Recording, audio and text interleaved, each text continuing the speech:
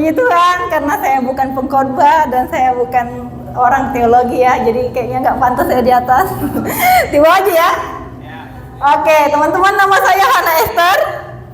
Saya benar kata Om Roy, dari bocil saya udah bareng kita sama Om Roy. Jadi Om Roy itu saya saksi hidup ya, yang menyaksikan perjalanan saya mulai dari bocil, mungkin umur berapa? Mati dia musiknya, teman-teman. Puji Tuhan, musiknya mati. Jadi saya dari bocil udah kenal sama Om Roy. Saya saat ini hidupnya nomaden, kadang seminggu di Batam, seminggu di Jakarta, seminggu di Surabaya, seminggu di Norwegia atau di Amerika atau di manalah. Hidup saya benar-benar nomaden. Puji Tuhan, teman-teman, saya pengen bersaksi dulu sedikit sebelum saya membagikan sedikit dari firman Tuhan. Jadi saya ini lahir di keluarga yang miskin. Ini bapak saya masih miskin sampai sekarang. Dari tadi di rumah saya udah larang bapak ngapain ikut.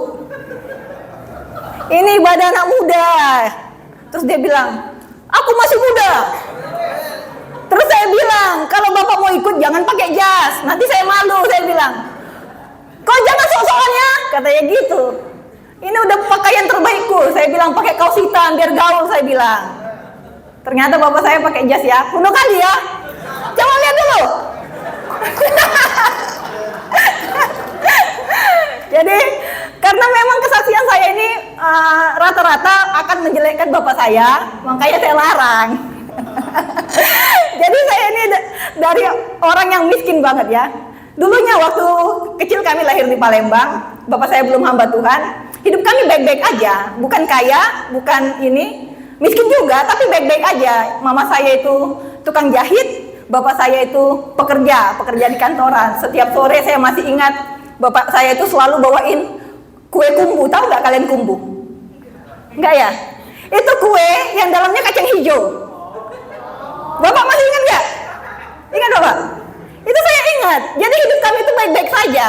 Nggak kaya, tapi minimal tiap bulan bapak saya ada gaji lah ya, untuk menghidupi kami. Bapak saya juga udah setia, ikut Tuhan. Udahlah, saya merasa hidup saya baik-baik aja. Sampai suatu ketika dia bilang, saya harus sekolah Alkitab. Kira-kira gitulah, waktu saya umur 5 tahun atau 4 tahun ya.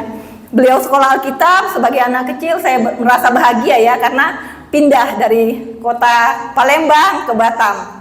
Dia bawa semua barang-barangnya. Saya pikir kami akan menjadi lebih kaya ya. Ternyata miskin, saudara. Gembala di GPT ini yang udah 25 tahun dan masih miskin bapak saya lah. Benar. Ini kan Om Roy kan tinggal di tempat kami, udah kaya, bapak saya masih miskin juga. Bener, ini benar. Beneran, gak bohong.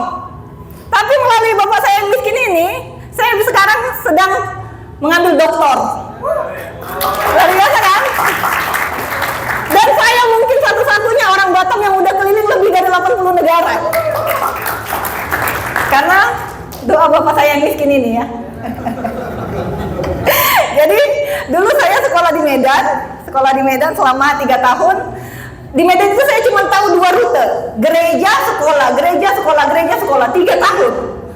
Ini kok mic-nya terlalu kenceng ya Om? Enggak ya? Pas ya. Jadi sampai saya lulus, sekolah mengadakan liburan perpisahan ke Danau Toba. Saya senang ya, Danau Toba. 3 tahun saya cuma gereja sekolah. Pengen kan lihat Danau Toba kan? Tiba-tiba bapak saya telepon, Hana kamu harus pulang besok juga katanya. Dari situ saya tumbuh menjadi anak yang frustasi. Kalau kalian ke dokter atau ke psikiater, mungkin ada penyakit apa, saya ke psikiater karena saya miskin. Saya cerita ke dokter, Bu dokter saya miskin. Saya benci banget dengan kemiskinan ini. Benar loh ini. Saya di-healing biar saya nggak benci dengan miskin loh. Serius. Jadi waktu itu cuma biaya 200.000. Bapak saya nggak mampu untuk biaya perpisahan ke Danau Toba. Akhirnya saya pulang, singkat cerita saya pulang ke Batam. 2 minggu saya nggak mau keluar kamar. Saya bilang ke mama saya, pokoknya aku nggak mau jadi anak PT. Kalian apain pun aku nggak mau jadi anak PT. Karena satu-satunya saat itu yang bisa saya kerjakan atau yang bisa dimotivasi mama saya harus jadi kerja di PT. Saya nggak merendahkan anak PT ya. Tapi saat itu kan saya cuma pengen sekolah, saya cuma pengen kuliah gitu. Karena bapak saya nggak bisa menyekolahkan saya, dan bapak saya nggak bisa membawa saya ke Danau Toba hanya dengan 200.000. Akhirnya saya dendam sekali. Di situ saya mulai mencari Tuhan. Padahal sebenarnya dari kecil kita sudah mencari Tuhan. Bapak saya selalu bilang, pokoknya sungguh-sungguh, nggak ada tempat bagi orang yang nggak sungguh-sungguh gitu. Tapi itu cuma masuk telinga kanan, keluar telinga kiri gitu. Gak ada sesuatu yang istimewa dari perkataan bapak saya ini. Akhirnya di situ saya mencari Tuhan. Saya mulai membuktikan Tuhan itu benar ada nggak sih? Meskipun saya sering sekali melihat mujizat ya dalam perjalanan kami. Saya sering melihat mujizat, bisa tiba-tiba waktu beras nggak ada yang nganter beras, atau tiba-tiba ada satu mobil nganter pakaian dan lain-lain lah. Banyak sekali mujizat yang kami alami selama perjalanan pelayanan bapak saya ya. Nah akhirnya karena saya nggak bisa ke Danau Toba, saya cetak peta gede banget, tembok dinding kamar saya cetak peta, tiap hari saya jengkal itu. Dari Batam ke Singapura, dari Batam ke Manila, peta Asia Tenggara ya, saya belum berani bermimpi untuk keliling dunia. Saya jengkalin tiap hari, dari Batam ke Malaysia, ke Phuket, ke Thailand, kemana-mana lah saya jengkalin. Setiap hari saya gini-giniin, setiap berdoa bangun tidur saya liatin terus peta itu, saya liatin terus, meskipun saya nggak ada duit. Nah, teman-teman tahu kemana saya mencari hiburan di Batam ini? Ke Sungai Ladi. Itulah Danau Toba saya. Setiap sore, nggak percaya ya kalian ya? Setiap sore saya naik motor ke Sungai Ladi, saya pandangi Sungai Ladi. Itu kan tempat pembuangan mayat kan? Iya kan? Tahu nggak Sungai Ladi, perbatasan antara Awal Bros itu loh, arah Ketiban, yang jembatan itu, itulah tempat tercantik yang saya tahu di Batam ini. Karena itu merepresentasikan Danau Toba versi saya. Bener loh ini, bener loh, Danau Toba itu Sungai Ladi itu, saya senang sekali setiap kali lewat Sungai Ladi itu kayak Danau Toba banget itu buat saya saat itu ya. Akhirnya, oke, Tuhan nggak secepat itu membawa saya untuk keliling dunia. Terus saya pengen kuliah kan, saya berkurung diri di dalam kamar, mau jadi apa gitu. Saya bilang ke papa saya, bapak punya duit berapa? 100.000 punya nggak? Saya bilang gitu. Terus bapak saya bilang, kalau 100.000 ada katanya. Ya udah bagilah. Saya minta 100.000-nya dia. Saya beli formulir pendaftaran untuk kuliah di Unrika. Ada di sana Unrika? Ada, ngaku lah, alumni Unrika nih. Kok malu? Unrika ya dek? Semester berapa? Semester 5 kak. Oh, alumnus. Jadi saya kuliah di Unrika bermodal hanya 100.000. Saya ngisi formulir itu dengan perasaan yang campur aduk ya. Membayangkan saya udah pakai toga, membayangkan saya bakal, seru lah pokoknya hidup saya kuliah ini. Padahal saya nggak punya duit. Setelah saya ngisi formulir itu, saya berdiri tuh di depan tata usaha itu, yang di depan, pokoknya paling depan inilah. Berdiri saya, kuliatin kampus ini, kubayangkan nanti saya dipanggil saat wisuda, kubayangkanlah semua yang indah-indah. Padahal saya nggak punya duit kan. Lalu tiba-tiba lewatlah satu abang-abang, saya nggak tahu abang-abang ini siapa. Dia tanya saya, dek kamu kenapa kok dari tadi kuperhatikan bengong-bengong? Terus saya bilang, saya mau kuliah bang, tapi uang saya nggak ada. Oh kok bisa kamu mau kuliah tapi uang nggak ada? Ya itulah bang, uangku cuma cukup untuk beli formulir, itu pun dikasih bapakku. Saya bilang gitu. Oh ya udah dek, kamu kuliah aja katanya. Loh, abang siapa? Saya lihat abang ini setiap kali ada orang lewat, orang selalu nunduk.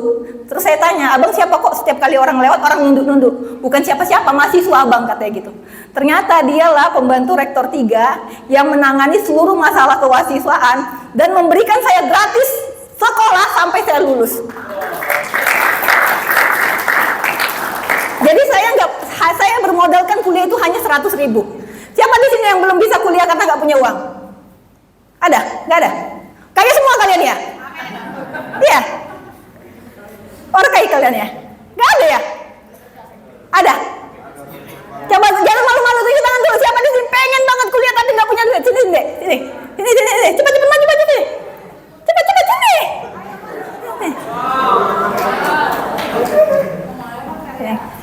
Banyak ya? Baru deh kok ya? Nih. Apa dia? Sini cepat. Kau pengen kuliah? Iya. Umurmu berapa? 21 Kak. Namamu siapa? Yonatan. Kau DO ya? Iya. Namanya Ose? Unrika. Unrika, kau aduh. Kau dek umur berapa? Umur 18 tahun Kak. Baru tamat SMA? Iya. Mau kuliah? Iya. Gak punya duit? Enggak. Kau dek? 18 Kak. Namanya siapa? Namanya Afrika. Prika ya? Tunggu ya. 4 orang ya? Ku kasih kalian semua 100.000.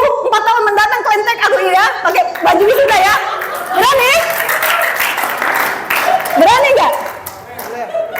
Berani ya? Berani nggak? Kalian beli nanti formulir pendaftaran. Kalau formulirnya udah naik harganya jadi 200.000, minta ke aku transfer. 100.000. Beli formulir ya di sini ya. Kalau aku udah habis langsung Rika. Kenapa? Berarti Putra Batam. Beli ya. Instagram aja namanya Hana Esther. Nanti 4 tahun lagi kontak aku. Akhirnya aku wisuda gitu ya. Benar loh ini. Woi, kurang mampu 50.000 lagi. Pinjam dulu, woi. Nah, pinjam ya. Ini adekku, nggak apa-apa nanti tuh ganti. Tandai ya orangnya ya. Amin. Oke, silakan duduk adik-adikku. Beli formulirnya ya di sini ya. 4 orang loh. Kutandai kalian 4 tahun lagi.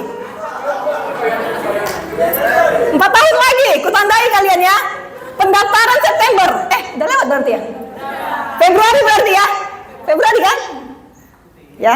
Terus akhirnya saya lulus S1. Si abang yang saya ceritakan ini. Jadi abang ini ternyata cucunya rektor, cucu kandung. Abang ini cerita, rektor itu opung kita, katanya gitu. Suatu ketika ada acara wisuda di Hotel Planet. Saya satu lift dengan orang tua yang saya nggak tahu siapa. Jadi bapak itu nanya, kalian mau kemana? Oh, ke lantai 3 pak. Oh, kalian mau ke acara wisuda, katanya gitu. Saya bilang, loh kok bapak tahu? Terus dia marah. Loh, kalian nggak kenal saya? Loh, bapak siapa? Saya gituin. Saya yang punya kampus ini. Dia bilang gitu, saya langsung gini. Saya ambil tangannya, terus saya salim gini. Opung, saya bilang. Sejak hari itu yang punya kampus itu opung kita. Opung kita, opung Amarullah itu. Jadi setiap kali ada orang mau acara pentas seni atau acara apa, selalu ngasih formulir ke saya. Han, opung mau di Batam, Han, minta duit, katanya gitu. Waktu saya kenalan dengan opung itu, saya langsung bilang, Bung, minta duit lah, Bung. Dikasih. Itu kalau Tuhan mau nolong 1 menit. Di lift berapa menit sih di lift? Dari lantai 1 ke lantai 3? Berapa menit paling lama? Gak sampai 1 menit kan? Hanya dengan salaman saya jadi cucu rektor. Kalau bukan Tuhan, gak mungkin. Kalau bukan Tuhan, gak mungkin saya jadi cucu rektor. Rektor itu kampusnya banyak. Tiba-tiba jadi opung saya.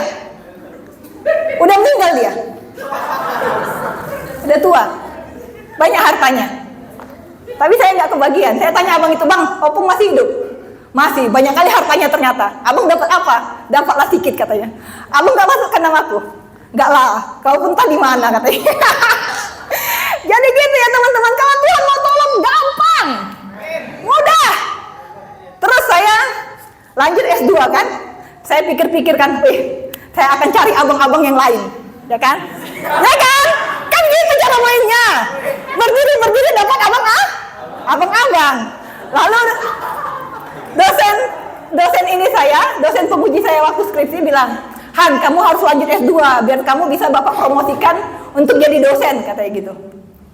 Oke pak, tapi saya nggak punya duit pak. Kamu gadaikan aja motor kamu, Han. Bapak yakin saya bisa? Saya yakin, Han. Bapak yakin saya bisa? Saya yakin, Han. 3 kali saya tanya, dia bilang dia yakin. Akhirnya saya ke pegadaian, diam-diam saya gadaikan motor saya, dapatlah 10 juta untuk membayar uang pangkal. Berdirilah saya di kampus ya. Kok nggak ada abang-abang? Mana ini abang-abang? Nggak ada abang-abang, saudara. Ternyata di S2 ini biar saya nggak sombong atau saya nggak melangkahi Tuhan, dan ini Tuhan nggak bikin saya gratis, saudara. Saya harus bayar di 2 tahun itu sebanyak 40 juta.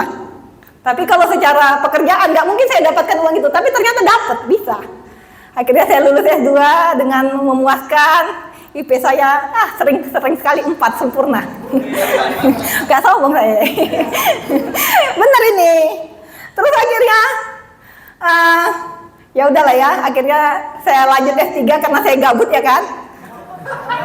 Saya lanjut S3 lah, biar ada kegiatan saya kan, biar gak pusing saya. Akhirnya saya sekarang lagi S3 di sini. Itu ya saudara ya, itu sedikit kisah tentang saya. Dan yang tadi, karena saya nggak bisa ke Danau Toba itu, gimana caranya ya, lama prosesnya itu. Tuhan tiba-tiba bisa membuat saya keliling dunia lah intinya. Oke teman-teman, itu dulu ya singkat ya. Oh ya teman-teman, follow dulu lah Instagram saya biar kalian bisa tag-tag nanti. Udah sengaja aku lock tadi akunku biar banyak kalian follow aku. Namanya Hana_Esther ya, follow ya. Nanti kalau ada quotes bagus ini ya, angel saya dari kiri ya. Oke, kita baca dulu firman Tuhan. Kemarin saya bertemu dengan Om Roy, kita cerita-cerita tentang, katanya kalian nonton film ya? Film Hits on Lisan ya. Saya mau kita bahas ini. Kejadian 22 ayat 1 sampai 18. Saya kasih firman hari ini judulnya Obey God. Taat atau tunduk kepada Tuhan ya. Kita baca sama-sama ayat 1 dulu. 1, 2, 3. Setelah semuanya itu, Allah mencoba Abraham. Ia berfirman kepadanya, Abraham. Lalu sahutnya, ya Tuhan. Cukup. Jadi, saya ngerasa Tuhan ini iseng banget ya. Tuhan itu berfirman ke Abraham kan 25 tahun yang lalu kan. Ya kan? Saat dia umur 75 tahun. Lalu dia berfirman lagi saat dia umur 99 tahun. Tahun depan kamu punya anak katanya. Dalam masa penantiannya itu, Abraham sempat berbuat dosa kan. Dia menikahi Hagar kan. Dari film yang saya tonton kemarin ternyata si Sarah playing victim kan. Padahal dia yang ngasih istrinya kan. Tapi dia marah-marah kan. Iya kan? Kenapa kok hamili dia? Kan kau yang ngasih, Wak. Kok bisa dia yang playing victim? Ya saya nonton kemarin filmnya itu. Jadi Abraham ini dicobain lagi sama Tuhan. Saya mikir ya, Tuhan ini kurang kerjaan ya? Iya enggak sih? Saya sering kali berdoa ya, Tuhan, aku bukan Abraham ya, tolong banget. Jangan cobai aku kayak Abraham atau Ayub. Saya sering berdoa seperti itu saudara-saudara. Tuhan tahu kesabaranku setipis tisu. Gak bisa aku Tuhan dicobai kayak Abraham, itu gak bisa. Ini Tuhan iseng banget. Dia udah lihat kesetiaan Abraham selama 25 tahun. Setelah itu dia punya Ishak. Setelah punya Ishak disuruh dipotong. Itu kalau bukan iseng, apa itu namanya? Iseng gak sih? 25 tahun itu lama, Wak. Bapak saya 25 tahun di pelayanan, gak kaya-kaya. Lama. Dari saya bocil sampai sekarang bapak saya masih miskin. Lama 25 tahun itu. Ayo kita baca lagi ayat kedua ya. 1, 2, 3. Firman-Nya, ambillah anakmu yang tunggal itu yang engkau kasihi, yakni Ishak, pergilah ke tanah Moria dan persembahkanlah dia di sana sebagai korban bakaran pada salah satu gunung yang akan kukatakan kepadamu. Tunggu ya saudara-saudara. Jadi di daerah Moria ini gunungnya banyak. Dia katanya, pergilah ke salah satu gunung yang akan kukatakan padamu. Belum dikasih tahu gunung yang mana. Terus kita lanjut dulu ya. Ayat ketiga. Keesokan harinya pagi-pagi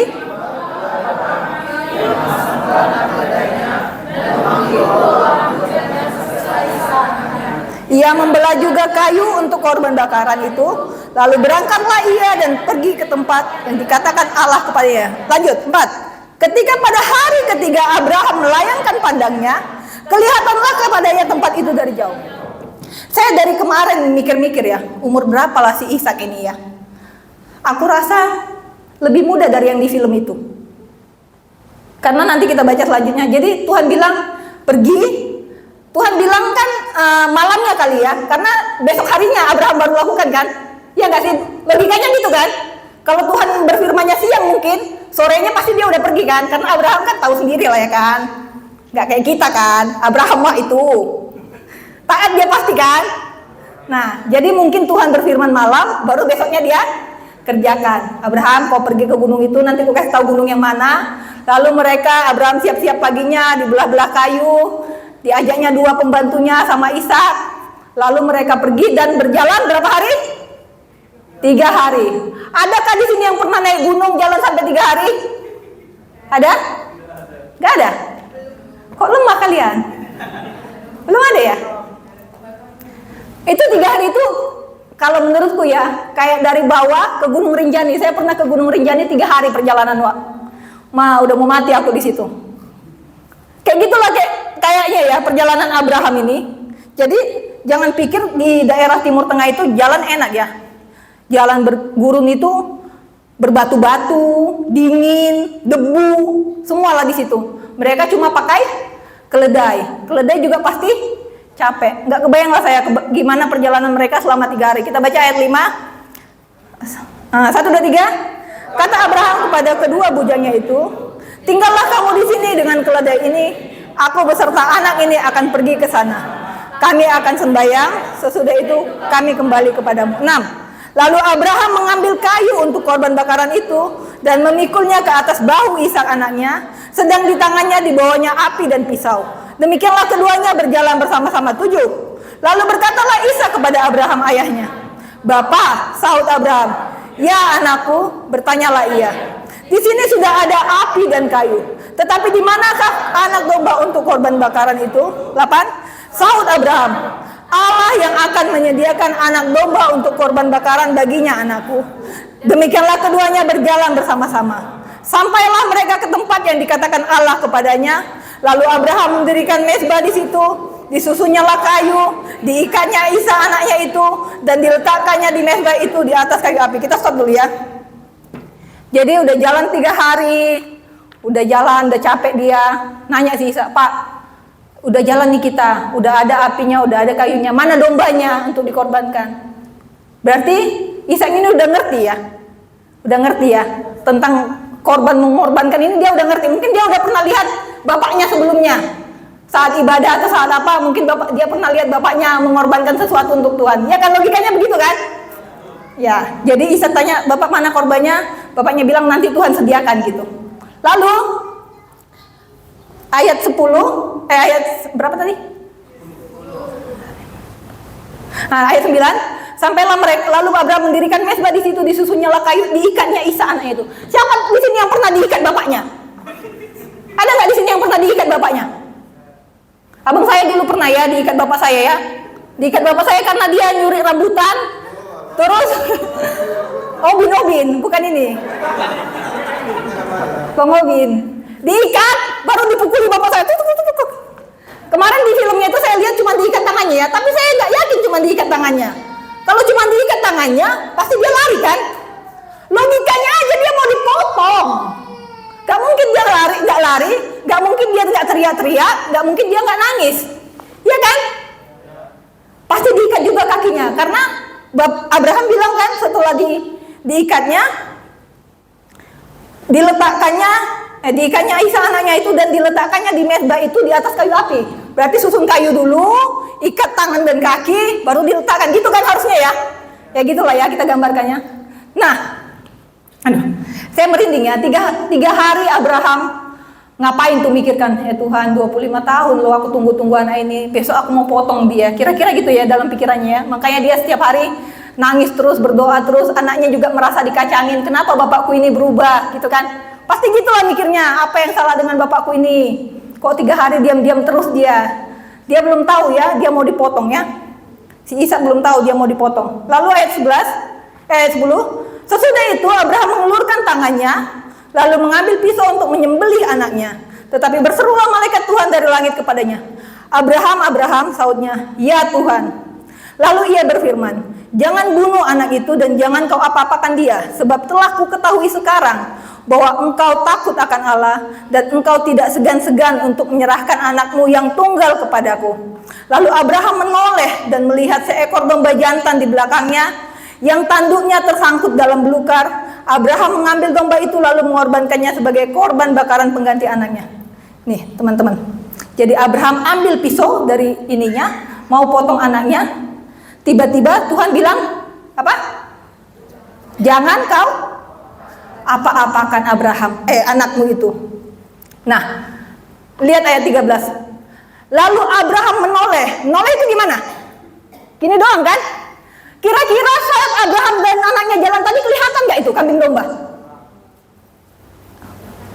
Kapan itu kira-kira kambing domba itu ada di situ? Kan lewat dia kan? Ya gak sih? Di film itu lewat kan? Kapan tuh kira-kira? Gimana? Kapan kira-kira? Lihat loh ayat 11. Lalu Abraham menoleh dan melihat. Menoleh gini doang loh. Masa kambing segede itu gak kelihatan? Kelihatan gak? Hah? Harusnya kelihatan nggak? Hah? Atau Tuhan tiba-tiba kling kambing? Gimana kira-kira di pikiran kalian gimana nih prosesi kambing ini? Prosesi kambing muncul di sebelah itu, dia cuma noleh, dia nggak berputar badan, noleh doang, noleh. Kapan tuh kira-kira kambing itu ada di situ? Abraham lewatin ke jalan itu sebelum sampai ke mezbah yang disiapkannya. Hah? Langsung ada kambingnya. Kalau menurut saya ya, Abraham ini udah fokus banget untuk nuruti apa kata Tuhan. Jadi dia nggak peduli lagi ada kambing kah, ada apakah, yang penting dia tuh, aku mau turut aja Tuhan, aku mau nunduk aja sama Tuhan. Itu aja yang dipikirannya. Jadi seolah-olah Abraham itu buta. Dia hanya fokus dengan tujuannya. Tujuannya adalah motong anaknya. Kalau di film kemarin itu yang kita tonton, mungkin Allah bisa membangkitkan orang yang mati ya, gitu kan? Tapi nggak ada di Alkitab seperti itu. Nggak ada dibilang kayak gitu ya. Ayo kita baca lagi. Lalu Abraham menoleh dan melihat seekor domba jantan di belakangnya. Noleh ke belakang, ada domba jantan yang tanduknya tersangkut dalam belukar. Abraham mengambil domba itu lalu mengorbankannya sebagai korban bakaran pengganti anaknya. Dan Abraham menamai tempat itu Tuhan menyediakan. Sebab itu sampai sekarang dikatakan orang, di atas gunung Tuhan akan disediakan. Untuk kedua kalinya bersumpah malaikat Tuhan dari langit kepada Abraham, katanya, aku bersumpah demi diriku sendiri, demikianlah firman Tuhan. Karena engkau telah berbuat demikian dan engkau tidak segan-segan untuk menyerahkan anakmu yang tunggal kepadaku, maka aku akan memberkati engkau berlimpah-limpah dan membuat keturunanmu sangat banyak seperti bintang di langit dan seperti pasir di tepi laut, dan keturunanmu itu akan menduduki kota-kota musuhnya. Oleh keturunanmu lah semua bangsa di bumi akan mendapat berkat, karena engkau mendengarkan firmanku. Ini saudara, upah ketaatan kita. Jadi sebelum kita jauh-jauh membahas gimana Abraham ini bisa taat kepada Tuhan, saya mau kita flashback dulu ya. Saya udah ikut Tuhan itu sejak kecil, sejak masih kecil. Bapak saya udah hamba Tuhan itu sejak saya umur 5 tahun atau 6 tahun. Bapak saya karena kami miskin ya, kami nggak sempat membicarakan hal-hal yang inilah. Kami cuma berpikir hari ini makan apa ya gitu. Masih itu yang kami pikirkan saat itu. Jadi bapak saya itu setiap hari seringkali merebus daun ubi, lalu kami harus nyanyikan yel-yel, daun ubi rebus tambah Tuhan Yesus sama dengan 4 sehat 5 sempurna. Itu terus yang kami yel-yelkan setiap hari. Itu yel-yel kami di rumah. Daun ubi rebus tambah Tuhan Yesus sama dengan 4 sehat 5 sempurna. Jadi boro-boro saya mendapatkan kasih sayang kayak dipeluk. Saya itu nggak pernah dipeluk bapak saya sampai sekarang. Betul. Iya betul. Karena kami miskin banget ya. Boro-boro mau peluk. Iya bener ini. Jadi saya itu kayak mau memahami Tuhan itu susah. Katanya kan Tuhan bapak kita kan, ya nggak sih? Tapi bapak saya kayak gitu. Saya nggak punya teladan bapak yang benar. Bapak saya nggak pernah peluk saya. Bapak saya miskin. Bapak saya nggak bisa sekolahin saya. Itu gambaran bapak yang saya pikir itu. Tapi ternyata saat saya mulai mencari Tuhan, gimana caranya kita mau tunduk dengan Tuhan sementara kita nggak kenal siapa Tuhan itu. Ini Abraham orang paling kaya loh, ya kan? Pada zamannya dia orang yang paling kaya. Dia udah tahu betul siapa Tuhannya. Jadi dia bisa fokus tuh. Dia nggak pandang lagi kekayaannya, dia nggak pandang lagi hartanya.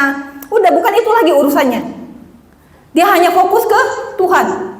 Tuhan sumber segalanya, sumber penyedia berkat. Dia nggak fokus lagi ke berkat-berkatnya. Jadi saya mulai mencari Tuhan, saya mulai cari tahu Bapak itu seperti apa ya. Nah, dari perjalanan saya tentang Bapak saya, karena Bapak saya miskin ya, saya punya pengalaman yang pedih sekali lah ya. Saya nggak pernah diajarkan bagian tubuh mana yang nggak boleh disentuh oleh orang lain, bagian tubuh mana ini, kalau kamu diginiin orang kamu harus bagaimana. Saya nggak pernah diajarkan itu. Akhirnya saya di umur 6 tahun mungkin, saya mengalami pelecehan seksual di gereja oleh pengerja. Dan saya menyimpan ini 26 tahun. Saya nggak ceritakan ke siapapun, ke bapak saya, ke abang saya, ke siapapun saya nggak ceritakan. Ini membuat hati saya memendam amarah setiap saat. Memendam amarah, saya nggak pantas dibegitukan, saya nggak pantas diperlakukan seperti itu. Saya marah ke Tuhan, saya marah ke siapapun. Saya nyari Tuhan ya. Saya nyari Tuhan sungguh-sungguh. Akhirnya di tahun berapa itu ya?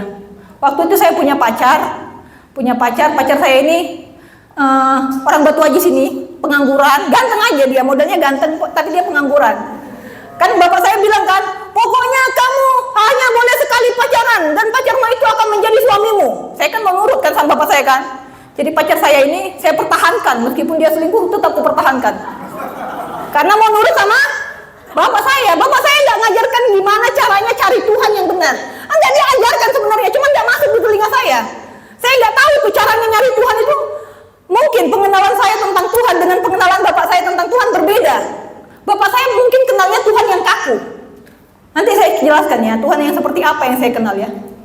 Jadi saya kurang kasih sayang, saya dapatkan pacar, saya biayain hidupnya si pengangguran itu.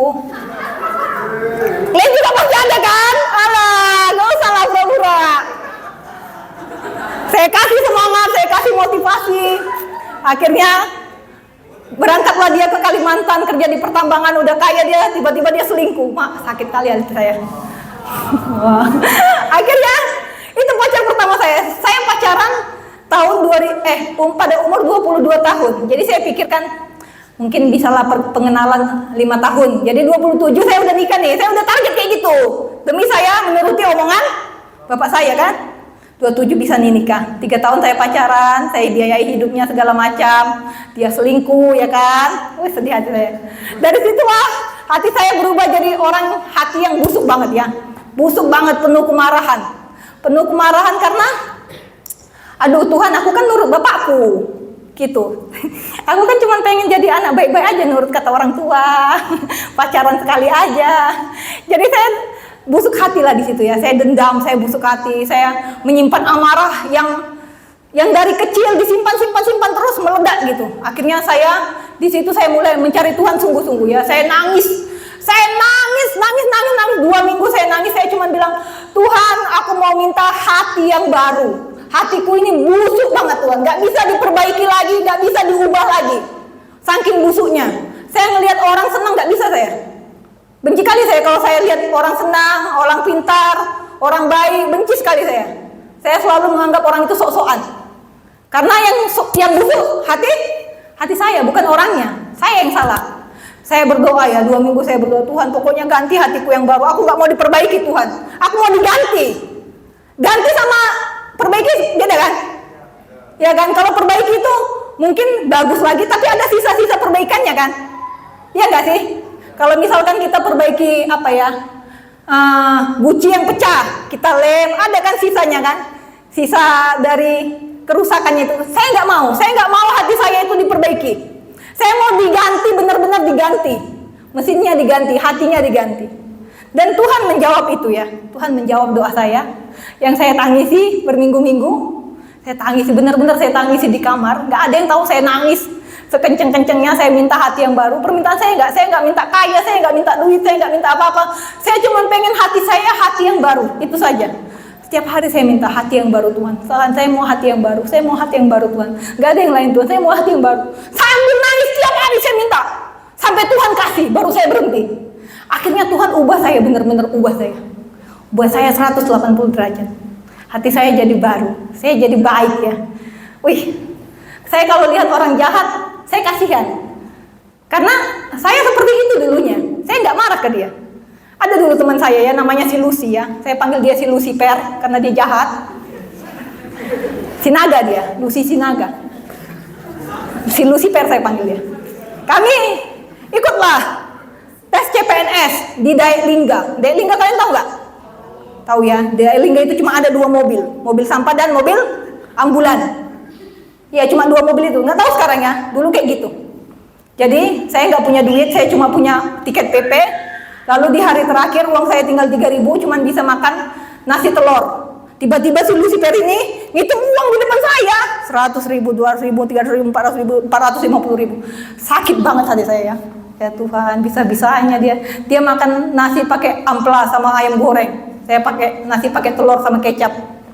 Kau lihat ya Lucy ya, sukses aku nanti ku datangi kau Lucy. Iya saya dalam hati kayak gitu ya, nggak saya omongin. Sekarang dia udah bikin dia, aku datangi kemarin. Aku belikan bapak anaknya, aku kasih dia uang, aku bawa dia makan enak. Baru saya ceritakan dendam saya yang dulu. Lucy, kau tahu gak sih Lucy? Kau dulu kayak Lucifer, kau lihat. Kenapa sih Han? Kau tahu kan uangku tinggal 3.000 tapi uangmu 450.000 tapi kau gak mau pinjamin aku? Masa sih Han aku kayak gitu? Kayak gitulah kau Lucifer. Saya bilang kayak gitu. Terus dia bilang, maaf lah Han, gak mungkin aku kayak gitu. Mungkin Lucy, kayak gitu kau dulu. Saya bilang kayak gitu. Tapi saya gak dendam ya. Saya gak dendam. Tuhan udah ubahkan hati kita teman-teman. Kita gak ada dendam lagi dengan apapun. Kita gak bisa lagi marah tentang apapun. Saya orang yang sering bawa tur ya. Jadi kalau bawa tur itu banyaklah karakter manusia. Karakter manusia yang ada yang susah diatur, ada yang kerjanya marah terus, minta dilayani. Ada suatu kali bapak-bapak udah tua pejabat ya kan. Kita turun di Brussels, Belgia. Jalan kaki dari bus ke wisatanya itu memang lumayan jauh, 15 menit. Saya kan tour leader ya, saya harus jalan di depan. Gak mungkin saya nuntun orang-orang tua di belakang kan. Jadi si bapak ini tertinggal. Pak Suwono namanya, tertinggal dia. Terus dia dapatin saya kan. Hana, katanya gitu kan. Kenapa Pak? Kenapa Pak? Saya ini udah tua, kenapa saya tinggal satu-satu? Kamu tinggalin saya. Ngomong terus dia, ayo Pak makan dulu Pak, makan dulu. Apa Bapak mau teh ya? Minum dulu. Apa tadi Pak? Kamu tinggal apa Pak? Susu lagi Pak, susu saya kasih susu. Kayak gitu. Saya nggak pedulikan lagi dia ngomong apa. Saya servis dia baik-baik. Setelah itu dia minta maaf. Dia minta maaf. Kayak gitu ya. Kalau Tuhan udah ubah hati kita, nggak ada lagi kemarahan di hati kita ini. Kalau dulu saya ini kesabarannya setipis tisu dituangi air, meleot. Itulah saya dulu. Tapi kalau sekarang nggak ada yang bisa bikin saya marah, nggak ada. Tuh adik saya itu berkali-kali bikin saya bangkrut, nggak ada kemarahan dia. Tiba-tiba dia bilang saya mau jual es durian lah, aku beliin lah gerobaknya segala macam. 3 hari kemudian bangkrut. Es durian viral kami bikin, bangkrut. Nggak ada kemarahin dia. Tiba-tiba dijualnya motor kami, gak kemarahin dia, gak apa-apa, tenang. Jadi prinsipnya tetap tenang, kuasai ombak. Apapun yang terjadi tetap tenang, kuasai ombak. Jadi saat Tuhan udah ubah kita itu mau tunduk ke Tuhan itu gampang. Tuhan itu mau memberkati kita itu gampang. Gampang sekali teman-teman. Kuncinya kita minta hati kita dirubah sama Tuhan. Teman-teman ngerasa kayak gitu? Ada di sini yang pernah mengalami pelecehan seksual? Gak ada kan? Pasti paling berat masalah saya kan? Ya kan? Tapi Tuhan bisa rubah saya. Tuhan bisa buat saya menceritakan ini dengan tidak menangis lagi. Padahal ini masalah yang saya pendam 26 tahun. Saya bisa menceritakan ini dengan santai. Kalau bukan Tuhan, gak bisa. Jadi ada satu ayat yang saya suka banget, 1 Korintus 2 ayat 9. Apa yang tidak pernah dilihat mata, tidak pernah didengar telinga, tidak pernah timbul dalam hati manusia, itu yang disediakan Allah bagi mereka yang dikasihinya. Ini saya rasakan benar-benar teman-teman. Saya ini kan karena saya miskin kan, satu-satunya keahlian saya kan ngayal kan. Ya kan, kalian yang miskin kayak gitu gak sih? Jago gak kalian ngayal? Gak jago ya kalian ngayal ya? Saya pinter banget ngayal loh teman-teman. Jago saya ngayal. Kayak saya ngisi formulir pendaftaran tapi saya udah ngayalin pakai toga. Pinter saya tuh. Beneran. Itu perlu juga ya, ngayal-ngayal kayak gitu. Jadi dulunya itu banyak sekali hayalan-hayalan saya. Saya tuh dulunya pengen, kayaknya kalau saya pindah dari satu negara ke negara lain enak nih. Padahal saya nggak punya duit ya. Saya hayalin. Ternyata kejadian teman-teman. Kejadian, bener-bener kejadian. Sekarang dulu kalau naik pesawat 3 hari nggak bisa tidur ya. Packing, nggak bisa tidur, excited. Kalau sekarang mau naik pesawat kayaknya 5 menit aja bisa saya beresin kan semua, langsung ke bandara. Terus kalau dulu naik pesawat kayaknya susah banget, kalau sekarang saya udah sering banget naik bisnis kelas, nggak bayar. Bisnis kelas. Satuan ubah kita, dia ubah circle kita. Kalau sebagai orang miskin, kita ini seringkali merasa nggak layak. Kayak bapak saya ini ya, mungkin kelamaan dia miskin ya. Setiap kali kami bawa dia ke hotel, dia nggak bisa tidur. Dia selalu mikir, ini kalau dijadikan beras, udah berapa kilo ini? Uang hotel ini katanya. Gitu dia teman-teman, beneran. Padahal kita misalkan ke hotel kan bisa jadi kan kita membicarakan hal penting, membangun koneksi antar keluarga kan. Tujuan kita itu kan, tapi bapak saya nggak bisa tidur. Uring-uringan dia jalan sana jalan sini, nggak bisa tidur dia, pusing sekali kepalanya. Iya kayak gitu bapak saya. Karena dia merasa dia nggak layak, dia nggak pantas menerima itu. Saya juga sering kayak gitu ya. Jadi saya tuh sering merasa, aduh Tuhan, aku pantas nggak ya? Tapi saat saya udah tahu siapa Tuhan saya, siapa Bapak saya, sekarang saya naik bisnis kelas biasa aja, duduk sebelahan sama menteri biasa aja, bener-bener biasa aja. Saya sebelahan sama Afgan kan ganteng banget ternyata aslinya ya. Udah biasa aja, tetap tenang. Dia belum tahu siapa Bapak saya kan, Bapak saya kan itu kan Tuhan Yesus, ya kan? Saya tahu derajat saya tahu siapa yang punya hidup saya. Jadi saya bisa bersikap tenang, nggak norak, nggak gitu. Beneran, Afgan lo di samping saya, dari jalan Jakarta Bangkok Jakarta PP dia di samping saya, udah biasa aja. Menteri di samping saya biasa aja. Tuhan ubah hidup kita, karena kita tahu Bapak kita siapa, kita tahu Tuhan kita siapa. Dari kisah si Abraham ini, saya jadi mengenal ya Tuhan Yesus itu ya. Untung Bapak itu ngasih kita Tuhan Yesus ya, anak muda ya. Tuhan Yesus itu anak muda. Saya tuh suka banget namanya Kim Son Ho. Kalian tahu nggak sih Kim Son Ho? Sifra coba tampilkan dulu ayangku. Ya, ayang. Kim Son Ho. Ayang. Kim Son Ho. Coba lah cariin. Di sini nggak ada ya? Sabar ya. Kim Son Ho. Ganteng kali lo dia. Nggak ada ya? Aduh. Iya, coba lah tolong. Aduh. Kalian semua harus tahu ya ini ya. Gak tahu ya? Kak, ini nggak ada wifi. Astaga. Nanti cari ya, Kim Son Ho. Tuh ganteng banget loh, mirip kayak saya ini. Cantik saya kan? Enggak. Saya suka banget Kim Son Ho ya. Saya ini mikir-mikir ya. Tuhan Yesus ini rupanya seperti apa sih? Seganteng apa sih? Tuhan Yesus itu waktu dia lahir heboh kan? Lalu dia menghilang kan? Muncul lagi dia umur 12 tahun kan? Siapa di sini umur 12 tahun? Ada nggak? Nggak ada ya? Paling kecil di sini umur berapa? 14 ya? 15 ya? Paling kecil ya? Iya tante? 15 ya? Tuhan Yesus duduk-duduk dengan ahli Taurat atau siapa itu umur 12 tahun. Lalu menghilang lagi kan? Muncul lagi umur 30 tahun. Dia bekerja hanya 3 tahun. 3 tahun doang Tuhan Yesus kerja. Tapi yang dilakukannya kalau kalian nggak ngefans sama Tuhan Yesus, nggak ngerti lagi saya. 3 tahun loh, Tuhan itu, saya merasa Tuhan itu Tuhan yang benar-benar seru banget gitu. Saat ada orang mengikuti dia, Tuhan bilang kamu harus kasih mereka semua makan gitu kan. Terus mereka bilang kami nggak punya apa-apa selain 5 roti, 2 ikan. Wah, 5 roti 2 ikan kasih makan? Bukan 5.000, itu belum termasuk wanita dan anak-anak. Berarti lebih dari 5.000. Bapaknya aja 5.000. Tambah istrinya 10.000 itu. Banyaklah pokoknya. 5 roti 2 ikan. Tuhan Yesus bisa lakukan itu. Terus saat Tuhan Yesus murid-murid di kapal yang kapalnya hampir tenggelam, Tuhan Yesus ngapain? Bobo cantik. Ya kan? Ngapain Tuhan Yesus? Bobo cantik. Makanya saya ngefans banget sama Tuhan Yesus tuh. Dia itu pertama usil, kedua selera humornya tinggi banget. Beneran, Tuhan itu selera humornya tinggi banget. Kayak dia tadi ngerjain si Abraham yang udah menunggu 25 tahun.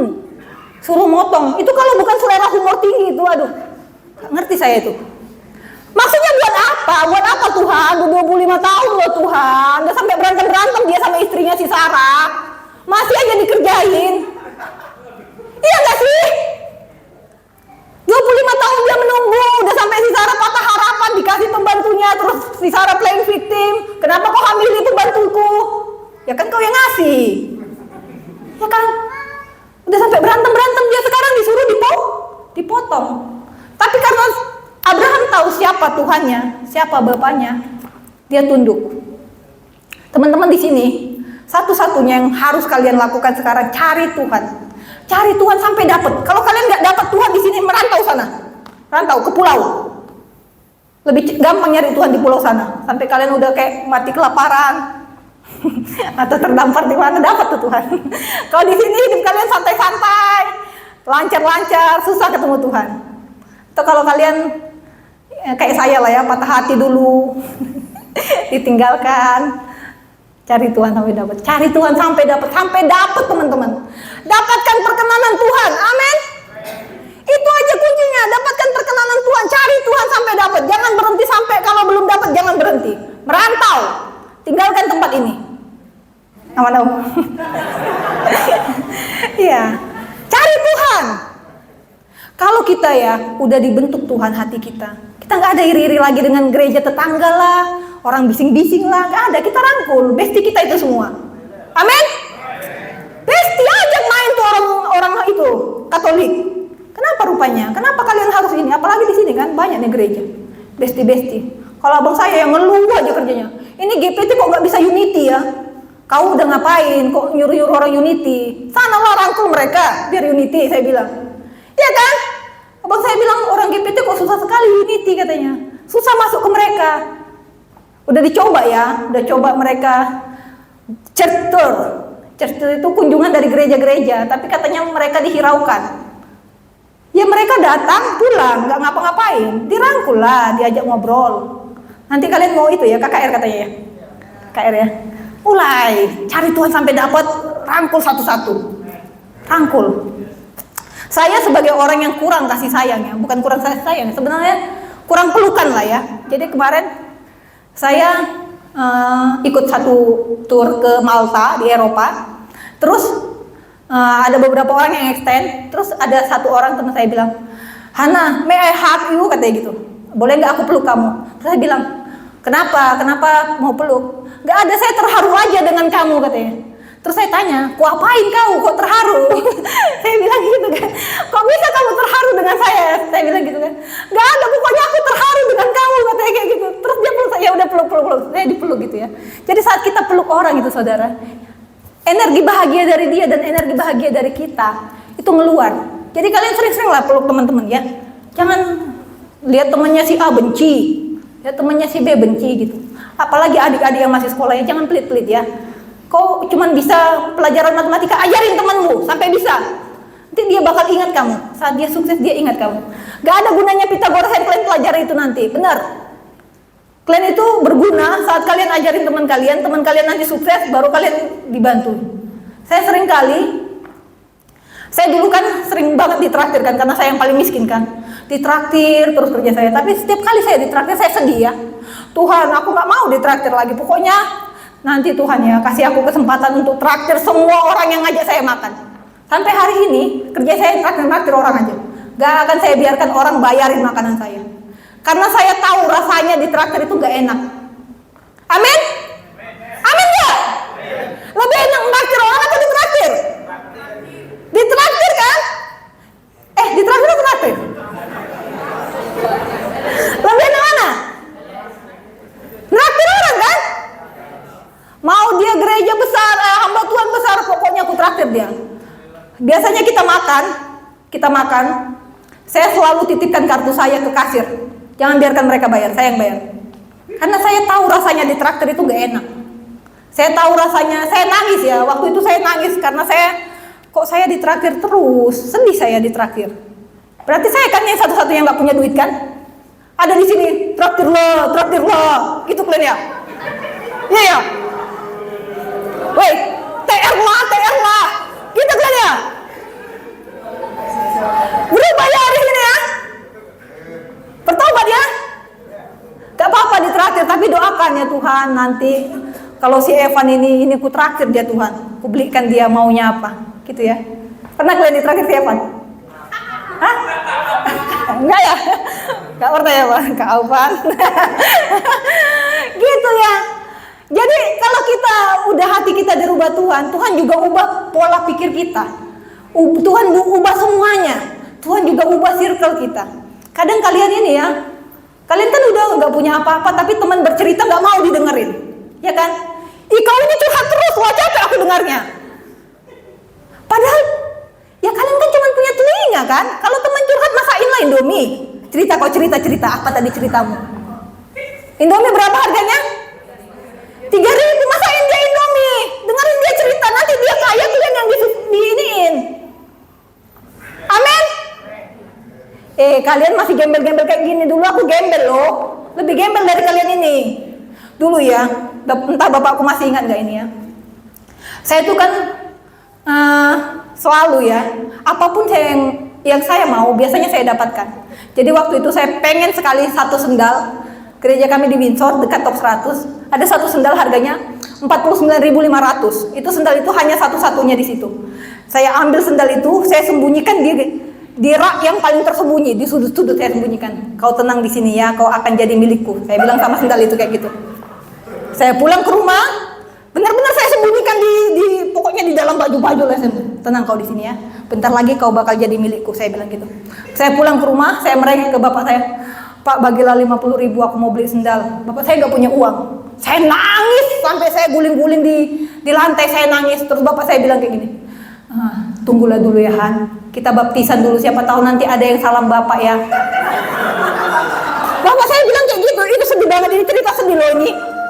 Siapa tahu nanti ada yang salam bapak ya dari baptisan itu ya, baru kau beli sendal itu. Saya gak mau terima, nangis saya terus. Akhirnya bapak saya baptisan, kucu-kucu bapak saya baptisan. Saya tanya, ini Han, ada 50.000 yang tadi yang kasih jemaat katanya. Akhirnya saya beli sendal itu. Tapi sampai hari ini, bapak masih ingat ya Pak? Enggak, saya ingat cerita itu. Saya ingat sampai hari ini. Saya dapatkan sendal itu dengan modal guling-guling di lantai. Dan modal bapak saya baptisan. Baptisan dikasih salam tempel 50.000. Sedih banget saudara jadi orang miskin ini. Sedih, bener. Sedih. Gak ada kalian yang miskin ya? Gak merasakan kalian kemiskinanku ini. Sedih teman-teman, miskin ini sedih banget. Jadi singkat cerita saya ini gini-gini udah jadi komisaris loh. Jadi jangan kalian pikir saya pengangguran ya. Jadi saya ini kesini memang hanya waktu sebentar saja di Batam. Besok saya udah ke Singapura, lalu lusa saya ke KL, lalu Rabu saya ke Korea. Kayak follow, nanti kalian liburan online. Minimal nambahlah followersku dari sini weh. Ya kan? Jadi saat Tuhan udah memulihkan kita, memulihkan hati kita, Tuhan membawa kita itu gampang banget saudara, gampang banget. Saya punya satu cerita sedih ya, cerita sedih di keluarga kami lah. Jadi waktu dulu kami tinggal di Kalipasung. Di Kalipasung, tahu kalian Kalipasung? Gak tahu ya? Gak usah lah kalian tahu ya. Jelaskan nanti ya Om, pulang ya. Posisi Kalipasung itu jelaskan ya Om nanti ya. Tugas tanya sama Pak Pendeta ya. Dia tahu, beliau tahu Kalipasung. Dia alumni Kalipasung. Alumnus Kalipasung. Jadi waktu itu satu-satunya gereja yang belum digusur itu gereja kami. Akhirnya gereja kami dikunjungi oleh beberapa hamba Tuhan dari Singapura. Kita beribadah di situ, bla bla bla bla. Akhirnya dia bilang, tadi saya sebelum kesini saya dikasih kunci oleh seorang hamba Tuhan. Nah, saya nggak tahu kunci itu untuk apa. Tapi setelah dengar cerita kalian bahwa kalian mau digusur nggak tahu lagi tinggal di mana, oh ternyata kunci itu untuk kalian. Dikasihlah kunci ini, akhirnya kami tinggal di Windsor. Itulah yang menjadi kesaksian besar bagi kami berpuluh-puluh tahun ini. Tiba-tiba saudara tahu, waktu sebelum pandemik, saya udah punya duit, saya udah punya nazar ke Tuhan, pokoknya saya mau renovasi tempat ini, di rumah ibadah itu, di Windsor itu. Jadi kami bangun sebuah gereja darurat di Baloi Kolam. Kalian tahu Baloi Kolam kan? Seberangnya Kalipasung itu. Jadi kami bangun gereja darurat di situ, udah jadi gerejanya. Udah mau kami bangun, tiba-tiba pandemik, teman-teman. Pandemik, saya kira pandemik itu kayak cuma 5 bulan, 6 bulan. Ternyata pandemik 2 tahun. Dan dalam 2 tahun ini saya nggak mecat satu karyawan pun. Saya tetap bayar mereka per bulan, saya tetap bayar listrik, air, telepon segala macam, ruko segala macam dibayar semua dalam 2 tahun. Akhirnya saya jatuh miskin kan, jatuh miskin lagi, habislah uang saya, nggak jadi kami bangun Windsor itu. Nah, tahun ini udah mulai lagi kan, sudah nggak pandemi kan, saya sudah mulai punya uang lagi. Lalu kami datang ke Singapura, ke yang punya rumah, kami bilang, Bu, kami sudah bangun gereja darurat, kami akan renovasi tempat rumah ibu ini menjadi tempat ibadah yang layak. Saudara tahu apa yang terjadi? Diminta kuncinya. Rumah ibadah yang udah kami doakan 25 tahun, yang akan kami bangun diminta kuncinya. Jadi saat ini kami nggak punya gereja. Tapi saat saya baca firman Tuhan ini, Abraham hanya perlu menoleh. Lalu Tuhan sediakan. Saya yakin banget ini akan terjadi dengan kami saat ini. Amin. Jadi kalau misalkan ya di film itu kemarin saya membayangkan itu Abraham yang jadi Abraham itu bapak saya. Cocok. Cocok dia, pembawaannya cocok. Jadi Abraham ya. Ini lagi terjadi sama kami. Tuhan, saat kami serahkan kunci ini, kunci yang mujizat besar yang udah terjadi sama kami 25 tahun ini, saat kami serahkan, kami tidak ada marah, tidak ada kecewa, tidak ada apapun. Serahkan aja, serahkan. Jadi ibu ini bilang, karena kan kita kalau mau renovasi butuh IMB dan segala macam kan. Saat kami ngurus IMB dan segala macam, ternyata itu izinnya sudah expired, WTO-nya sudah mati, jadi harus diperpanjang. Jadi kami minta surat kuasa agar ibu ini mau memberikan kuasa kepada kami supaya kami ngurus surat-surat lah, intinya gitu. Tapi ibu ini tiba-tiba diam-diam datang ke Batam, nggak tahu ceritanya gimana. Dia tanya-tanya tetangga, terus katanya tetangga bilang, oh itu mau dijual tuh sama orangnya. Ada tetangga mana-mana sih. Tetangga mana-mana sih. Iya itu kayaknya mau dijual rumahmu itu sama orang, katanya gitu. Jadi ya udah si ibu ini minta kuncinya, kami serahkan kuncinya. Dan hari ini kami nggak punya gereja ya, tapi saya percaya nanti setelah ini semua jemaat tinggal menoleh. Tuhan sediakan tempat ibadah, amin. Kemarin saya lewat itu ya di Windsor itu, saya lewat di Windsor. Banyak sekali yang sudah kami lakukan di Windsor itu ya. Kami pernah, bapak saya bilang, kita harus kelilingi Windsor ini 7 kali katanya. Seperti meruntuhkan tembok Jericho. Pagi-pagi buta kami jalan dari Windsor itu, keliling kami 7 kali, capek kali loh. Iya loh, tahun berapa itu kami lakukan? 7 kali, benar-benar 7 kali dari Grand Mall muter-muter sampai DC Mall.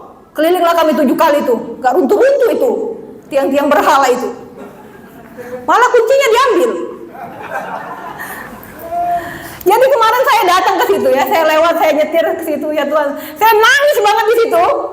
Saya mengingat banyak sekali yang sudah kami lakukan di situ. Maksudnya banyak sekali air mata kami yang udah jatuh di tempat itu. Air mata kami udah gak karu-karuan jatuh di situ, itu gak karu-karuan. Udah gak karu-karuan berapa tangan yang tertumpang di situ, hamba-hamba Tuhan yang tumpang tangan di situ, yang melayani. Bapak saya ini ya, apa ya? Kalau kalian tahu, paling GPT se-GPT lah. Kalian pernah nggak ibadah sehari 2 kali? Gak pernah kan? Kami dulu sehari 2 kali loh, ibadah pagi dan malam. Biston 2 kali, jam 9 pagi dan jam 7 malam. PA 2 kali, ibadah pemuda 2 kali. Yang dilayani berapa orang? Sebiji. Ada yang lebih GPT dari situ? Gak ada kan? Ada? Gak ada kan? Bapak saya tuh satu-satunya tuh paling GPT se-GPT. Tapi yang paling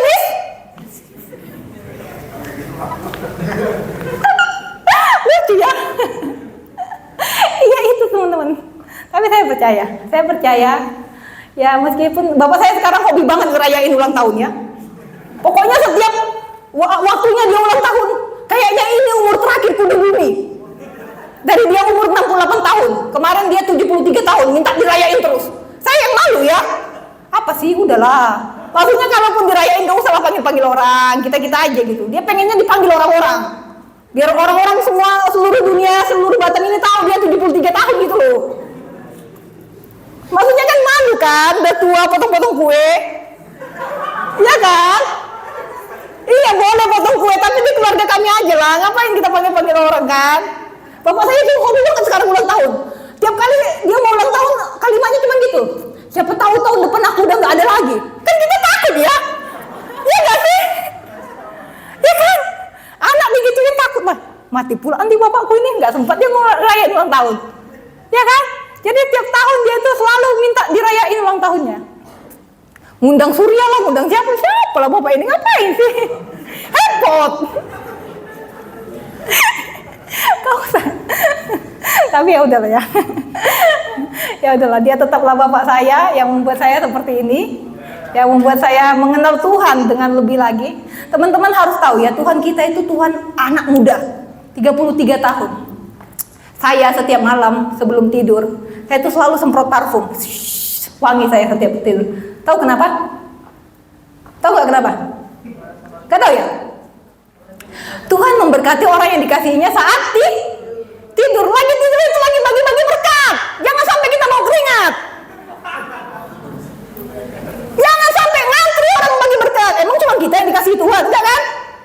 Banyak yang dikasih Tuhan. Tapi saat Tuhan, wih, wangi parfum si Hana nih, keberkati ah.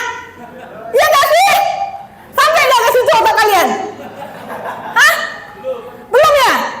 Belum sampai ke situ pikiran kalian ya? Jadi saya itu setiap tidur saya harus wangi semprot parfum, Jadi waktu itu saya pernah nginep sama teman saya, dia heran kan, Han, udah 4 hari kita nginep bareng, aku perhatiin, kok kalau tidur wangi terus? Kok mau ngapain sih? Kan tinggal tidur katanya. Saya senyum-senyum ya, saya tunjukkan ayat Alkitab. Tuhan memberkati orang yang dikasihinya saat tidur. Jangan sampai aku gak kebagian berkat karena aku mau ketek. Ngantri loh bagi-bagi berkat itu. Kalian pikir cuma kalian yang dikasihi Tuhan. Tapi saat saya antri berkat, saya yang paling wangi, berkat saya yang paling banyak. Amin gak? Ya habis ini ya, kalau mau tidur, semprot parfum. Beneran. Kalian kerja siang malam, OT, gak bikin kaya. Yang bikin kaya itu kalian mengasihi Tuhan, dapatkan hati Tuhan. Tidur, udah kaya itu. Tidur, nggak sambil OT, dihojot. Tidur. Jadi jangan gara-gara sepen-sepen kalian merasa kaya ya, nggak ada itu, nggak bikin kaya itu. Yang bikin kaya itu kayak tadi, mengasihi Tuhan, tunduk sama Tuhan, dapatkan hati Tuhan, kaya. Saya dulu ya gaji saya kayak cuma 700.000, cuma 200.000. Sekarang nggak pernah lah saya megang uang 100 juta dulunya. Tapi sekarang kayak, aduh kok banyak duitku gitu loh. Benar loh. Pinjam 100. Biar silaturahmi nggak putus ya. Jadi dulu ya saya mau cerita satu cerita lagi nih ya. Jam berapa ini? Jam berapa Om? Oh, sampai jam berapa ya? 9 ya? Terserah ya, terakhir ya. Jadi saya punya rekan bisnis namanya si Randy ya. Si Randy ini baik orangnya, baik banget, baik banget. Cuman kelemahannya cuman dia muslim aja. Terus saya ngerasakan saya bestie banget sama Tuhan kan. Wah gampang lah menangkan satu jiwa. Menurut saya gitu kan. Jadi pertamanya kita nggak ada apa-apa lah. Teman kerja biasa, lalu lama-lama timbullah benih-benih, asik. Timbullah benih-benih cinta. Akhirnya saya udah kenal Tuhan ya. Saya udah bestie banget dengan Tuhan. Saya cuma berdoa sama Tuhan, Tuhan, biarlah siapapun yang melihat saya, mengenal saya, dekat dengan saya, dia merasakan Tuhan ada di hati saya. Itu saya, doa saya tiap pagi itu saja. Gak ada yang lain, saya gak minta-minta duit ke Tuhan. Akhirnya si Randy ini kita kerja sama bareng, bagus, bisnis bareng dan segala macam. Si Randy ini bilang, Han, ambillah ATM saya itu satu, bawalah satu, katanya gitu kan. Yang mana saya bilang, yang hitam katanya gitu. Yang hitam, saya kasih yang hitam. Masih ada loh, beneran.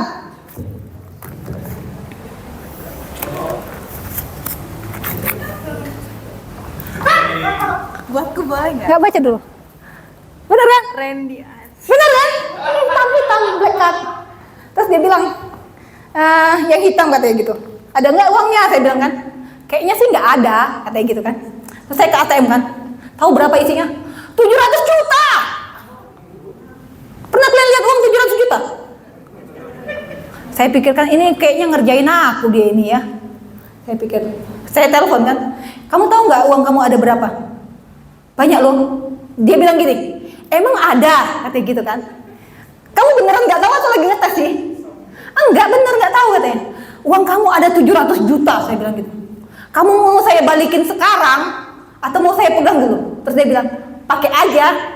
Buh, kalian baru dibeliin martabak tiap malam udah pengen dinikahin.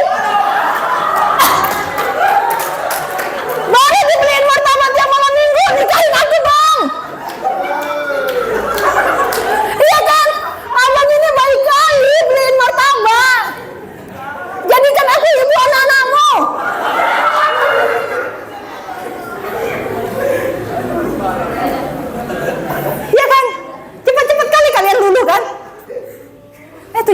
juta.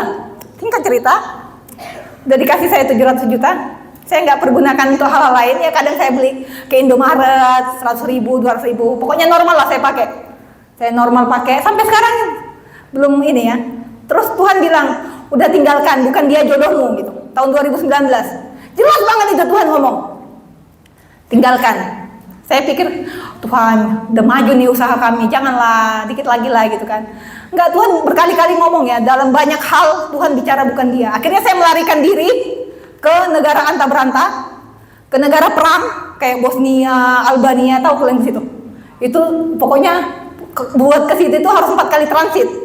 Udah transit berkali-kali, butuh visa, harus naik bus lagi 8 jam. Saya kira mustahil dia dapatkan saya di sana. Kalian tahu, bisa dia ngejar saya sampai ke sana. Ke situ dapat. Terus dia datang, kucuk dia datang, dia kasih saya cincin. Wih, pokoknya saya itu udah dilamar kayak 4 kali kayaknya saya dilamar. Terus dia bilang gini, kamu, kalau kamu nyari yang lebih baik, yang lebih pintar, yang lebih cakep banyak. Tapi kalau kamu nyari yang mencintai kamu seperti aku ini, kamu gak bakal nemu. Asik gak? Mungkin kalian udah langsung nikahin aku sekarang juga. Tapi karena saya tahu Tuhan saya siapa, saya bilang ke dia, satu-satunya yang belum kamu lakukan disalib, saya bilang. Bisa gak kamu lakukan itu, saya bilang gitu. Karena Tuhan saya disalib, saya bilang gitu. Dari situ dia nyerah. Akhirnya dia nikah kemarin, bulan Agustus. Dia nikah, dan kita baik ya, sampai sekarang kita baik. Abang saya saksinya, kita baik. Sehari kita bisa teleponan 10 kali, bahas kerjaan. Kita kalian kayak gitu sama mantan. 10 kali teleponan, bahas A, B, C, D, dan gak ada perasaan apa-apa. Saya ngerasa, wih, bisa ya, ternyata bisa gitu. Nah itu ya teman-teman ya. Jadi jangan gampang-gampang jatuh cinta ya. Jangan gampang-gampang terharu, baru martabak dibeliin. Aduh. Jangan gampang-gampang terharu. Iya ya. Jangan gampang kayak abang saya tuh dikit-dikit bunuh diri. Pokoknya harus dia jodohku, bunuh diri lah aku katanya. Ya Tuhan, udahlah pacarnya jelek, bunuh diri lagi. Apa nggak rugi kali ya kan? Om Roy juga tuh, Om Roy. Dulu ada tuh, aku tahu mantannya Om Roy. Kita ini ya, memori kita terbatas, tapi ada hal-hal yang kita ingat seumur hidup kita loh. Salah satunya Om Roy ya. Dulu ya, waktu di Kalipasung kami, ini foto dia, ini foto mantannya. Maaf ya kan, namanya mantannya Om Roy namanya Rika. Ini dia. Aduh kekasihku ini katanya, sebentar lagi kami akan bersanding di pernikahan. Dia ngomong kayak gitu ke saya yang baru umur 7 tahun, dan saya ingat. Saya ingat sampai sekarang. Hal-hal penting saya gak ingat, tapi hal itu saya ingat.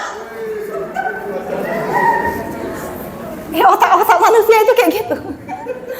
Yang penting-penting saya gak ingat, tapi yang ini yang receh ini saya ingat sampai sekarang. Itu Om Roy itu kok. Fotonya itu dilihat-lihat, disatukan dengan foto dia. Sebentar lagi kami akan bersanding di pernikahan katanya. Oh enggak ingat ya Om? Enggak ya? Aku ingat Om. Tertanam di otakku Om. Gak bisa dihapus. Jadi saya tuh gak punya teladan yang baik tentang pernikahan ya.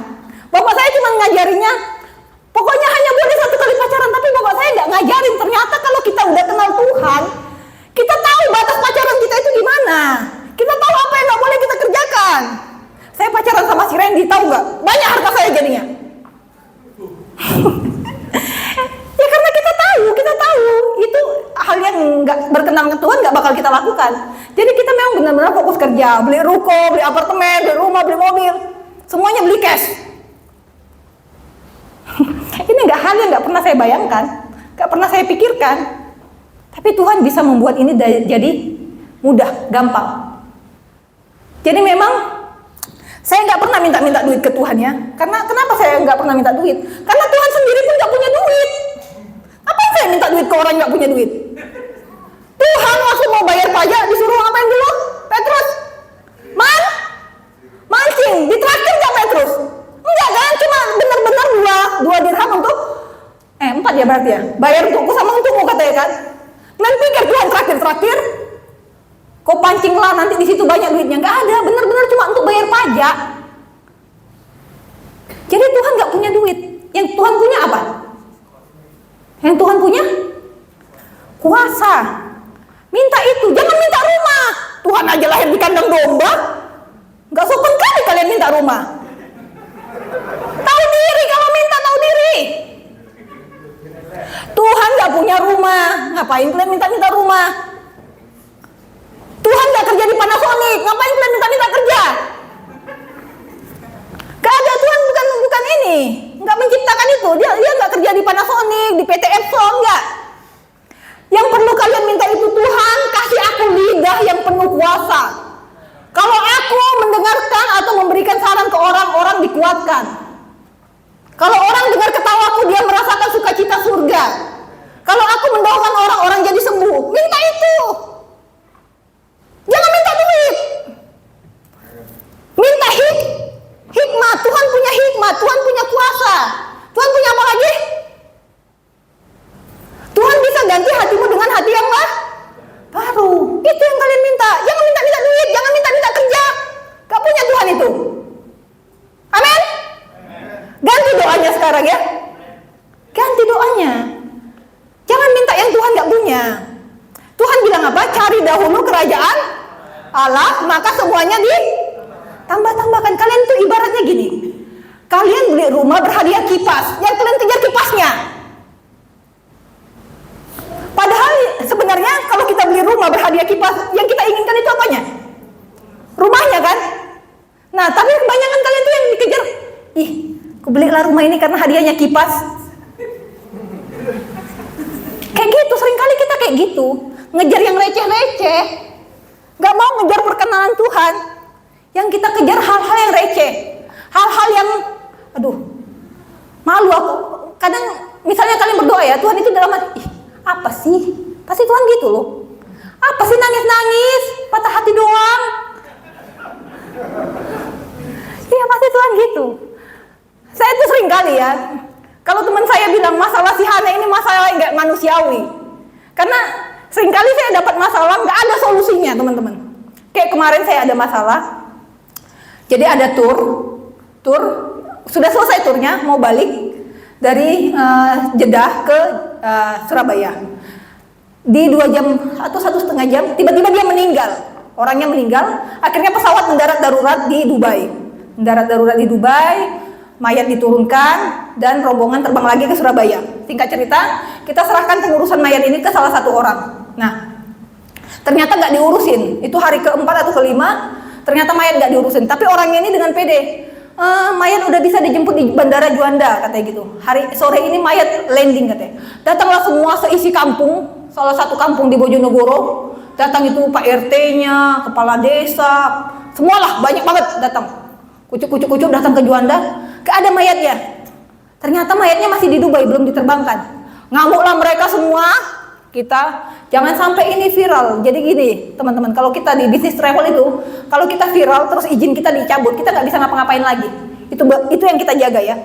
Jadi dia viral, jangan sampai kami viralkan ini, jangan sampai ini, udah segala omongan lah di situ. Karena udah digali kuburannya, udah dipersiapkan lagi tuh, orang-orang kampung udah ngumpul untuk menyambut mayat. Ternyata mayatnya nggak ada. Singkat cerita, di hari ke-12 lah baru mayat itu bisa diterbangkan kembali ke Surabaya. Bayangkan ya, mayat 12 hari nggak diapa-apain, kita semua diteror orang. Tapi karena saya punya Tuhan, saya bisa tenang. Kalau bukan Tuhan nggak mungkin kita bisa tenang. Begini juga mungkin si Abraham ini ya. Karena Tuhan, hatinya tenang, tinggal ngeluarin pisau. Itu bukan hal yang mudah teman-teman. Mengeluarkan pisau dan memotong anaknya, ngikat anaknya baru dipotong, itu bukan hal yang mudah. Tapi dia tahu Tuhannya. Makanya waktu badai, Tuhan bobo cantik. Harusnya kita juga seperti itu. Apapun keadaan kita tetap tenang, kuasai. Tetap tenang teman-teman. Tetap tenang. Tapi ini nggak bisa tiba-tiba ya. Ini memang harus ada hati yang benar-benar mau nyari Tuhan. Harus ada hati yang benar-benar rindu. Kalian harus cari Tuhan sampai dapat. Jangan berhenti sebelum dapat. Jangan pacaran sebelum ketemu Tuhan dulu. Ketemu Tuhan dulu. baru pacaran. Bukan, nggak apa-apa pacarnya 3, 4, nggak apa-apa. Jangan kayak bapak saya. Pacarnya 1 katanya. Boleh pacar 3 nggak apa-apa. Tapi pacaran saat sudah tahu Tuhan, biar nggak gampang terharu kalau dibeliin martabak.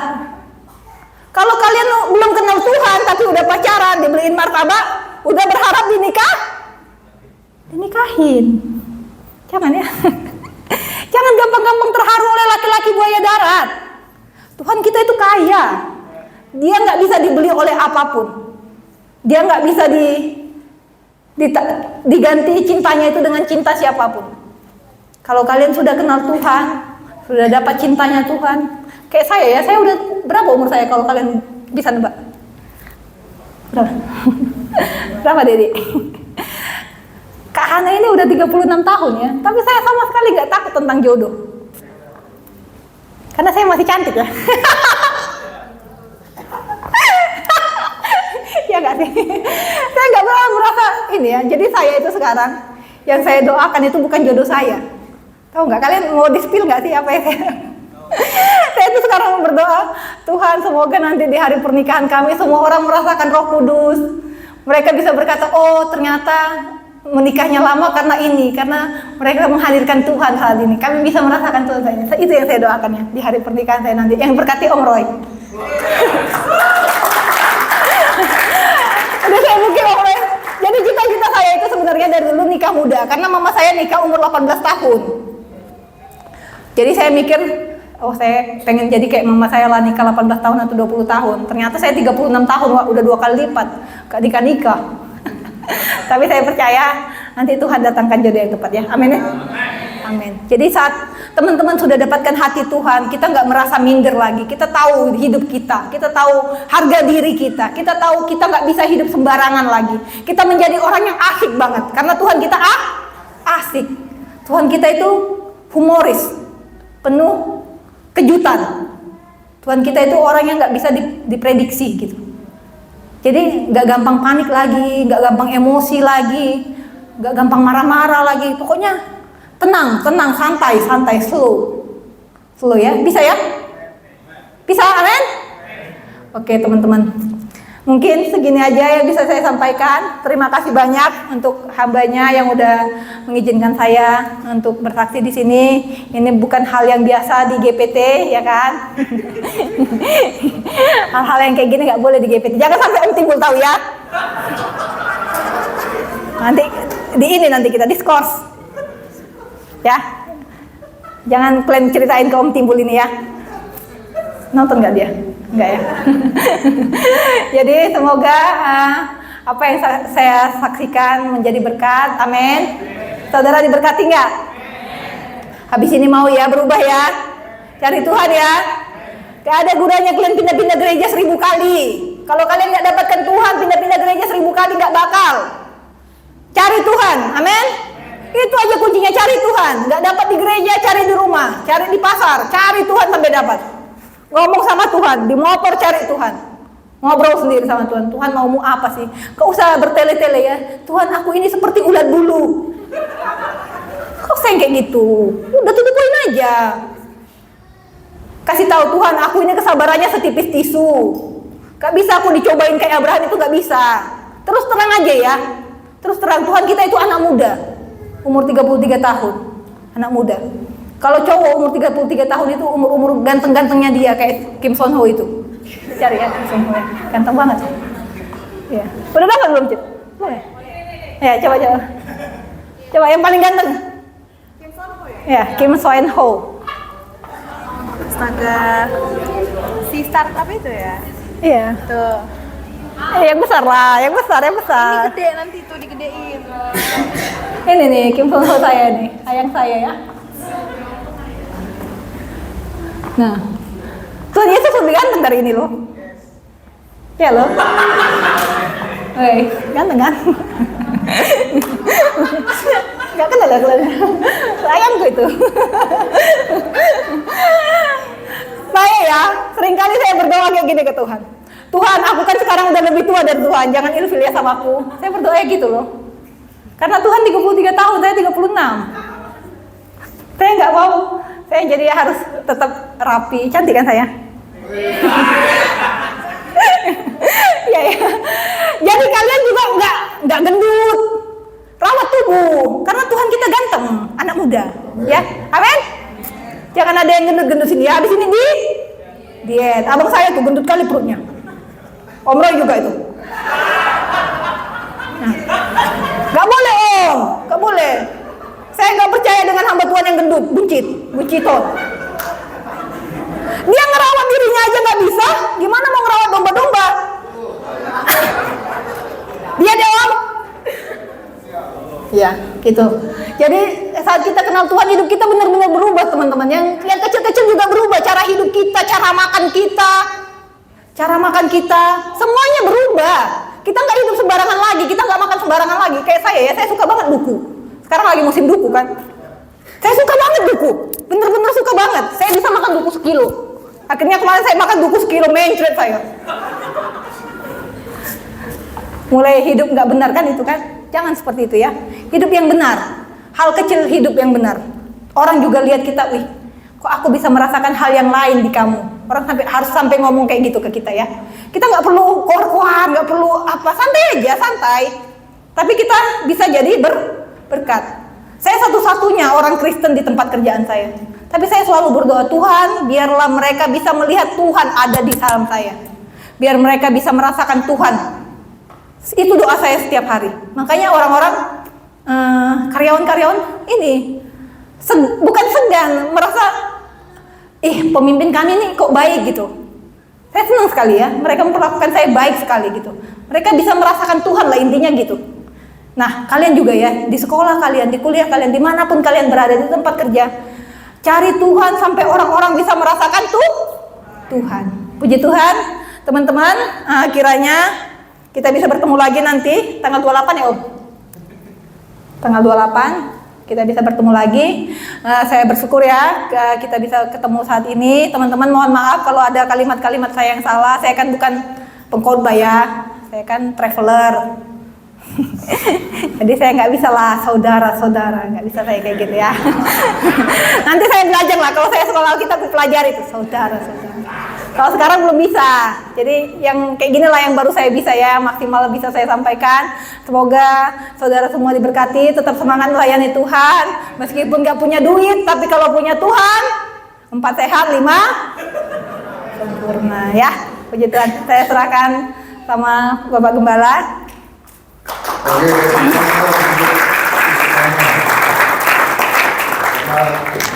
karena ini jalan di peluk, maka sekarang dia saya peluk dulu ya. Oke, thank you. Oke, baik, tentu kita mendapat